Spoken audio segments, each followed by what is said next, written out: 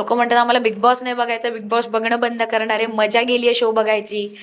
जोपर्यंत विलन होता तोपर्यंत शोला मजा होती. विलन संपलाय आमच्यासाठी, पिक्चर तिथेच संपलाय. खूप क्लिअर कट दिसून येत आहे की तन्वी किंवा आरबीच ट्रॉफी मिळणार आहे. तर शोज तरी कशाला चालवत आहे, काम करा, डिरेक्ट ट्रॉफी द्या. आणि जे की रियालिटीच आहे, जी की रियालिटीच आहे. आता कायच घडणार आहे, काय असं वेगळं काय घडणार आहे? एकटी राखी सावंत किती शो खेचणार आहे? राखी सावंत ह्युमर लेवलला खेचेल. विलन गायब केलाय, तर अजून काय करणार आहेत?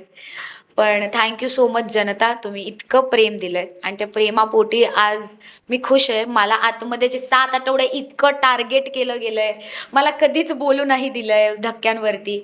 मला वाटलं होतं की लोक बाहेर मला मारायला टपलेत, पण बाहेर येऊन मला कळलं की लोकांचं भरपूर प्रेम आहे माझ्यासाठी.